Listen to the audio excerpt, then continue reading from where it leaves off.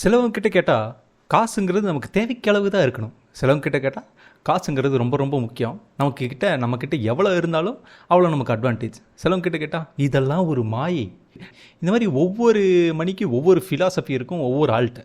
So நமக்கு என்ன philosophy தேவை, நமக்கு என்ன ஃபிலாசபி மேட்ச் ஆகும் அப்படிங்கிறத புரிஞ்சுக்கிறதுக்கான ஒரு எபிசோடு தான் இது. நான் உங்கள் ரெடி பற்றி பேசுகிறேன். இது ஒரு ஃபின்டாக் பாட்காஸ்ட் எபிசோட்குள்ளே போலாமா?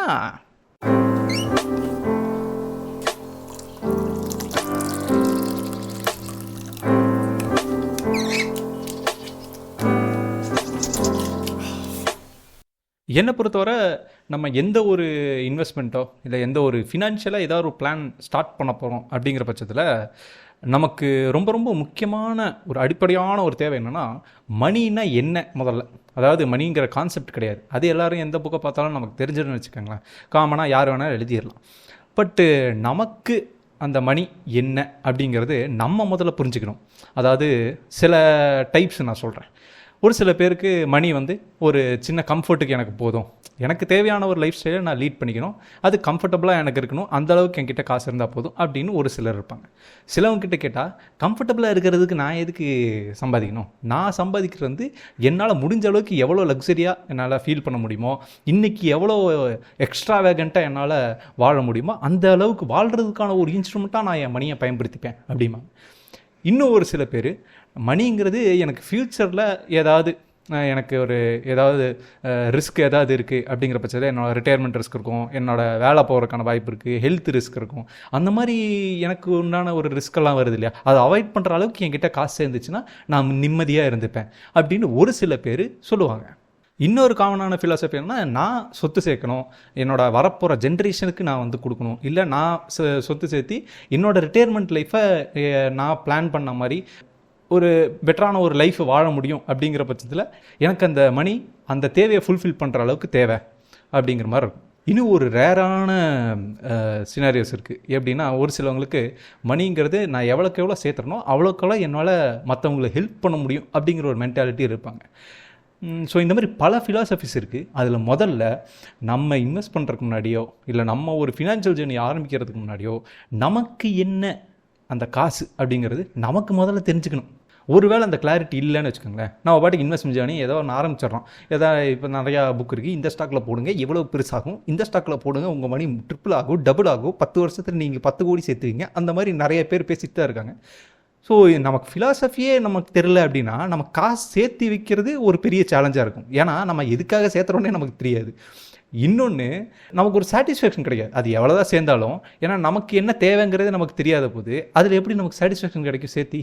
ஸோ முதல்ல உங்களுக்கு காசு வந்தால் உங்களுக்கு எதுக்காக நீங்கள் முதல்ல யூஸ் பண்ணுவீங்க அப்படிங்கிற தேவை அந்த ஒரு புரிதல் நமக்கு முதல்ல இருக்கணும். உங்களுக்கு என்ன அந்த காசு செய்யும் அப்படிங்கிறதுல நீங்கள் என்ன ஐடியா வேணாலும் நீங்கள் வச்சுக்கலாம். நீங்கள் லக்ஸரியாக இருக்கலாம், கம்ஃபர்ட் லைஃபோ இல்லை வெல்த் பாஸ் பண்ணுறதோ இல்லை ரிஸ்க் அவாய்ட் பண்ணுறதுக்கோ எதுக்கு வேணால் நீங்கள் யூஸ் பண்ணிக்கலாம். அது உங்களோட காசு. ஸோ இப்படி பண்ணாதீங்க, இதுக்கு செலவு பண்ணாதீங்க, இவ்வளோ லக்ஸரியாக செலவு பண்ணாதீங்க அப்படின்னு யாராவது சொன்னாங்கன்னா உங்களை அதை லாங் டேர்ம் ஹாப்பினஸுக்கு உங்களை அதை சாட்டிஸ்ஃபை பண்ணுது அப்படிங்கிற பட்சத்தில் நீங்கள் அவங்க பேச்சை கேட்க தேவையில்லை. ஏன்னா அல்டிமேட்லி இட்ஸ் யுவர் லைஃப். நீங்கள் தான் டிசைட் பண்ணிக்கணும் உங்களுக்கு என்ன தேவை, உங்களுக்கு என்ன ஹாப்பினஸ் கொடுக்குது அப்படிங்கிறது. பட் இதில் ஒரே ஒரு கண்டிஷன், ஒரே ஒரு ஹூக் என்ன இருக்குது அப்படின்னா, இப்போது ஃபார் எக்ஸாம்பிள் இப்போ நான் லக்ஸரியாக இருக்கணும், நான் இன்றைக்கி என்ன இருக்கோ, அதாவது நாளை என்பது நமக்கு தெரியாது, இன்றைக்கி தான் உண்மையானது, இன்றைக்கி தான் நிதர்சனம், ஸோ இன்றைக்கி நான் எனக்கு பிடிச்ச மாதிரி நான் ஃபுல் ஃப்ளெஜ்டாக வாழ போகிறேன் அப்படின்னு நிறைய பேர் இருக்காங்க. அது அவங்களோட விருப்பம், அவங்க எப்படி லைஃப் அப்ரோச் பண்ணால் அப்படி அப்ரோச் பண்ணுறாங்க. பட் காசையும் நம்ம இதே மாதிரி அப்ரோச் பண்ணுறோம் அப்படின்னா ஃப்யூச்சரில் வர ஏதாவது நம்ம எக்ஸ்பெக்ட் பண்ணாத ஏதாவது ஒரு சம்பவம்லாம் நடக்குது, கண்டிப்பாக நடக்குன்னு வச்சுக்கோங்களேன். அது நடக்குது அப்படிங்கும்போது அது நம்மளோட லைஃப் ஸ்டைலை பாதிக்குது, நம்மளால் ஹாப்பியாக இருக்க முடியல அப்படிங்கிற பட்சத்தில் நீங்கள் முன்னாடி ஒரு டெசிஷன் எடுத்தீங்க தெரியுமா, இந்த லக்ஸரியாக இருக்கணும், இன்றைக்கி ஃபுல்லாக ஸ்பெண்ட் பண்ணணும், இன்றைக்கி மட்டும்தான் என்னோட மைண்டில் இருக்குது அப்படிங்கிறது, அந்த ஃபிலாசபியை நீங்கள் எடுத்துக்கிட்டது காரணனால தான் இதெல்லாம் வந்திருக்கு அப்படின்னு நீங்கள் கில்ட்டியாக ஃபீல் பண்ணாமல் இருக்கிற வரைக்கும் நீங்கள் எவ்வளோ லக்ஸரியாக வேணாலும் இருக்கலாம், நீங்கள் கடன் வாங்கி ஸ்பெண்ட் பண்ணலாம், எப்படி வேணால் நீங்கள் இருக்கலாம். ஆனால் ஒருவேளை உங்களுக்கு அந்த கில்ட்டி ஃபீலிங் வந்துருச்சுன்னா அது லைஃப் முழுக்க நம்மளை விட்டு போகாது. ஏன்னா ஒருவேளை என்ன சொல்கிறது, ஒரு 20 வருஷம் நீங்கள் நார்மலாக சம்பாதிக்க ஆரம்பிக்கும் போது 20 வயசில் சம்பாதிக்க ஆரம்பிக்கிறாங்க வச்சுக்கோங்க, இல்லை பிஜி முடித்து சம்பாதிக்க ஆரம்பிக்கிறாங்க வச்சுக்கோங்க, ஒரு 20-23 இந்த ஒரு லக்ஸரி லைஃப் ஸ்டைல், நமக்கு தேவையான ஆடம்பர செலவுகள் எல்லாமே நம்ம ஏன்னா இளமை தானே அனுபவிக்கிறதுக்கான ஒரு காலம் அப்படின்னு சொல்லிட்டு நம்ம எல்லாத்தையும் அனுபவிக்கிறோம்னு வைங்க. ஒரு 40 வயசு ஆகும்போது நம்மக்கிட்ட நிறையா கடனும் இருக்கும், நிறைய அனுபவிக்க செஞ்சுருப்போம், நிறைய மெமரிஸும் இருக்கும். ஸோ அட்வான்டேஜும் இருக்குது, டிஸ்அட்வான்டேஜும் இருக்குது. 40 வயசுக்கு அப்புறம் என்ன ஆகும் அப்படின்னா, நம்ம ஓரளவுக்கு அனுபவிச்சிட்டாலும் நமக்கு அது இனி அந்த அளவுக்கு ஒரு டோபமைன் தராது. டோபமைன்னா நான் என்ன சொல்கிறேன், அந்த அளவுக்கு ஒரு சாட்டிஸ்ஃபேக்ஷன் தராது. ஸோ நம்ம என்ன நினைப்போம், இன்னும் கொஞ்சம் அதிகமாக செலவு பண்ணலாங்கிற மென்டாலிட்டி தான் போவோமே தவிர 40 வயசில் போயிட்டு நம்ம இனிமேல் நம்ம சேவ் பண்ணும் அப்படின்னு நினைக்கிறதுக்கான வாய்ப்பு ரொம்ப ரொம்ப கம்மி. பர்சன்டேஜ் ஆஃப் ஆளுங்களும் ரொம்ப ரொம்ப கம்மியாக தான் இருப்பாங்க அந்த மாதிரி 40 வயசில் முடிவு எடுக்கிறவங்களுக்கு.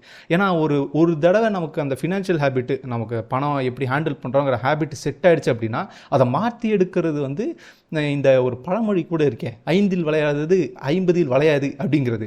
ஸோ அந்த மாதிரி நீங்கள் எடுத்துக்கணும் அப்படின்னா முதல்ல உங்களுக்கு என்ன தேவையோ உங்களுக்கு புரிதல் இருந்துச்சு அப்படின்னா அதுக்கு தகுந்த மாதிரி உங்களோட ஃபினான்ஷியல் ஹேபிட்டை நீங்கள் ஃபார்ம் பண்ணிக்கிட்டீங்கன்னா ஃப்யூச்சரில் நீங்கள் அதை இன்னும் பெட்டராக்கிறதுக்கான வாய்ப்புகள் அதிகம்.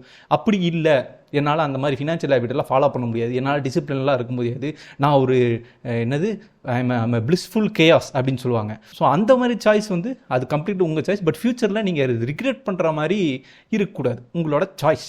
ஸோ உங்களோட ஃபிலாசபி எப்படி இருக்குமோ அந்த மாதிரி தான் உங்களோட ஃபினான்ஷியல் ஹேபிட் இருக்கும். உங்கள் ஃபினான்ஷியல் ஹேபிட் எப்படி இருக்குமோ அந்த மாதிரி தான் உங்கள் ஃப்யூச்சரும் இருக்கும். இப்போவே நீங்கள் ஃப்யூச்சரை பற்றி யோசிக்கலை அப்படிங்கும்போது உங்கள் ஃபினான்ஷியல் ஹேபிட்டை ஃபார்ம் பண்ணுறதுக்கு கொஞ்சம் கஷ்டம். உங்களுக்கு ஃப்யூச்சருக்கு என்ன தேவைப்படும், ஏன்னா எனக்கு எங்கே தெரியும் நான் ஃப்யூச்சரில் இருப்பேனா, 40 வயசு தாண்டுவேனா, 50 வயசு தாண்டுவேனா அப்படிங்கிற ஒரு டவுட் உங்களுக்கு இருக்குது. அந்த மாதிரி ஒரு ஐடியாவில் இருக்கீங்க அப்படின்னா ஒரு எக்ஸாம்பிள் நான் சொல்கிறேன். இப்போது நீங்கள் மாதம் சம்பளம் வாங்குகிற ஒரு எம்ப்ளாயின்னு வச்சுக்கோங்க. மாதம் ஒரு தடவை தான் சேலரி வரும். எனக்கு தெரிஞ்சு உலகத்தில் எல்லா இடத்துலையும் அதே மாதிரி தான். இப்போது அந்த ஃபிலாசபியை எடுத்து நான் இன்னும் கொஞ்சம் அக்ரெசிவாக அப்ரோச் பண்ணுறேன்னு வச்சுக்கோங்க. அதாவது காட்டுத்தனமாக அப்ரோச் பண்ணுறேன். எப்படி, ஃபஸ்ட்டு டே எனக்கு சேலரி வருது, செகண்ட் டே நான் நல்லா ஸ்பெண்ட் பண்ணி முடிச்சிருவாங்க, ஏன்னா இன்றைக்கி தான் எனக்கு ரொம்ப முக்கியம் அப்படின்னு நினச்சி மொத்தத்தையும் ஸ்பெண்ட் பண்ணிட்டீங்கன்னு வச்சுக்கோங்க. அந்த மாதம் வரக்கூடிய மற்ற செலவுகள்லாம் கண்டிப்பாக நீங்கள் பண்ணுவீங்க. எப்படி பண்ணுவீங்க, நம்மக்கிட்ட தான் ஆல்ரெடி ஒன்று இருக்கே, கிரெடிட் கார்டு எடுத்து நல்லா சரக்கு ஸ்வைப் பண்ணோம்னா கண்டிப்பாக அந்த மாதம் செலவை தட்டிடலாம். அடுத்த மாதம் 1ஆம் தேதி வரும்போது அந்த கிரெடிட் கார்டு பில்லை கட்டி மறுபடியும் அந்த மாதத்தை நீங்கள் இதே மாதிரி என்ஜாய் பண்ணலாம். ஆனால் சடனாக ஒரு பிரேக்கு, சடனாக ஒரு ஈவெண்ட் நடக்குது, அதில் நமக்கு திடீர்னு பெரிய அமௌண்ட்டாக செலவாகுதுன்னு வச்சுக்கோங்க. அந்த அமௌண்ட்டை நம்ம எப்படி மேனேஜ் பண்ணுவோம் அப்படின்னா அடிஷ்னலாக லோன் வாங்கிப்போம். ஏன்னா நமக்கு தான் லோன் கொடுக்குறதுக்கு அவ்வளோ நல்ல பேங்க்ஸ் எல்லாம் நம்மளை சுற்றி இருக்காங்க, எல்லாம் நம்மளுக்கு ஹெல்ப் பண்ணுறதுக்கு தானே இருக்காங்க. அப்படிங்கிற ஒரு நல்ல மனப்பான்மையில் நீங்கள் போய் லோனை வாங்குறீங்க. ஒரு 3 லட்சம் வாங்குறீங்கன்னு வச்சுக்கோங்க. அந்த லோனை சரி நம்ம சின்ன அமௌண்ட்டை மாதம் கட்டுவோம், ஒரு 3 வருஷத்தில் இல்லை 4 வருஷத்தில் கட்டி முடிப்போம்னு சொல்லிட்டு மாதம் ஒரு இஎம்ஐ அமௌண்ட்டை ஃபிக்ஸ் பண்ணி அந்த லோனை கட்ட ஆரம்பிப்பீங்க. அப்படி கட்ட ஆரம்பிக்கும் போது மாதம் நீங்கள் செலவு பண்ணுறது கிரெடிட் கார்டில் இன்னும் அதிகமாகும். இப்படி கடனுக்கு மேலே நீங்கள் கடன் வாங்கி லக்ஸரியாக உங்கள் லைஃப்பை டெய்லி என்ஜாய் பண்ணலாம். ஒரு ஆப்ஷன் இது. இன்னொரு ஆப்ஷன் என்னென்னா, நமக்கு என்ன தேவைன்னு நமக்கு புரிஞ்சிருச்சுன்னா நம்ம கரெக்டாக காசை நம்ம எதுக்கு செலவு பண்ணால் நம்ம ஹாப்பியாக இருப்போமோ அதுக்கு மட்டும்தான் ஸ்பெண்ட் பண்ணுவோம். அந்த மாதிரி இருக்கும்போது நீங்கள் கொஞ்சமாக உங்களோட சேவிங்ஸ் ஹேபிட்டை பில்ட் பண்ணிக்கலாம். உங்களுக்கு தெரிஞ்ச சேவிங்ஸ் இன்ஸ்ட்ருமெண்ட், அதாவது கோல்டோ இல்லை வேறு ஏதாவது ஒன்று எஃப்டியோ, ஏதோ ஒரு இன்ஸ்ட்ருமெண்ட்டை நீங்கள் சேவ் பண்ண ஆரம்பிப்பீங்க.